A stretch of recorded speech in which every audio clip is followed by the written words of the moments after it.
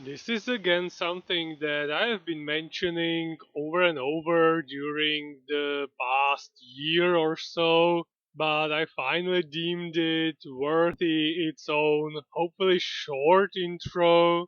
Currently, I have no plans on creating sagas or even just a singular sequels to a story that is finished using the same characters of that setting to tell more tales within that exact universe, which also means that I hope to always write a self contained, complete story that doesn't need any sort of continuation, at most allows for some of that using imagination.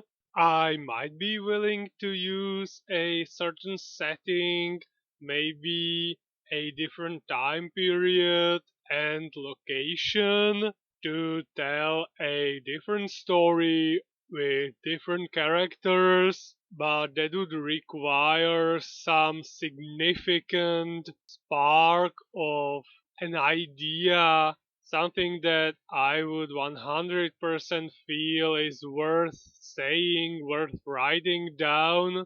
Otherwise, I would much prefer to not fall into some rails, to become complacent and just reuse a setting that I feel is finalized to churn out stories without putting in the effort needed to form an original setting, a new universe every time I conclude a previous story. So basically, no series unless, as always, something significantly changes and I find a new perspective. But this is the current plan, and afterwards, the Rapid Arrows Speed's arc is over and a new adventure begins.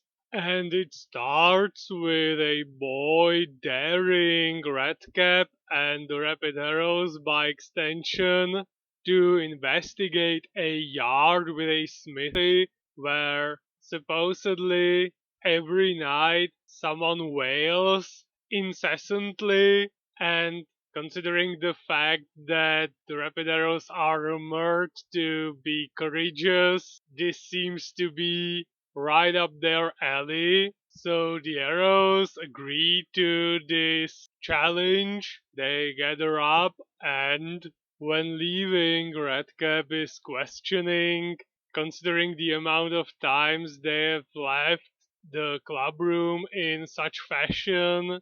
Are they going to return safely even during this particular outing, which Speedy reacts to with an idiom from my language? The exact translation is "Do not paint the devil on the wall."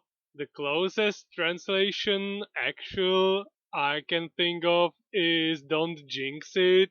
Basically, do not summon the bad outcome with your words. When they arrive in front of the yard, they decide to wait for the night, and meanwhile, Yarka is sent for reconnaissance. But pretty much the moment he enters, he is sharply rebuked by a man who accuses him of ferreting around and sends him packing.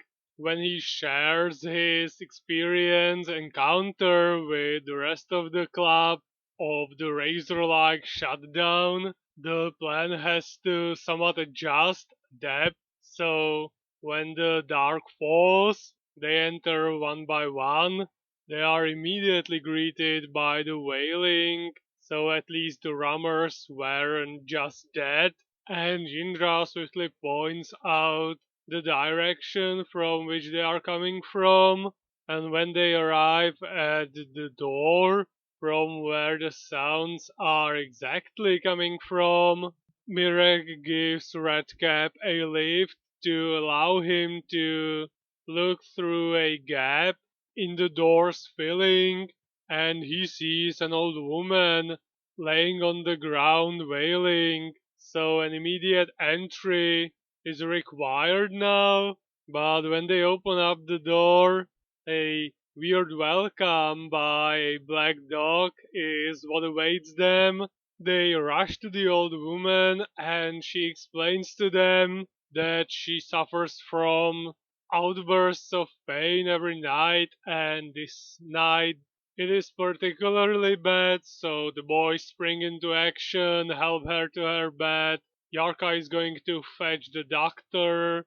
They will bring her some coal and take the dog for a walk.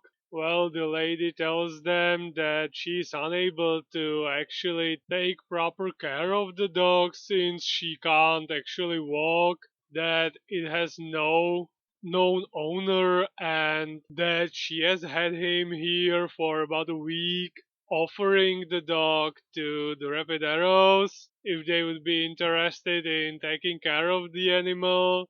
When they are going outside, Speedy calls him Kuliferda, considering the meaning of that word in my language. I shall dub him Slyboots, and Mirek declares that they will accept Slyboots as a new member of the club since poor Bubbles is no longer with them. When they are on their way to the basement for the coal, they notice two boys glaring at them menacingly, Speedy noting that they are probably not interested in any pleasantries. When they are going back to the old woman's apartment, they are stopped by the two boys and questioned on what they were doing with Slyboots there. According to Speedy, they were playing Blind Man's Buff, and now since Slyboots got bored of that, they are heading back for dinner. Well, the boys are clearly not as amused, but nothing happens yet. Meanwhile, Yarka arrives with the doctor right behind him, who starts treating the lady right away. Indra is doing the dishes. The doctor then comments on how many helpers are there, and when it comes to farewells, the old lady thanks them profusely, and they thank her for their new club member.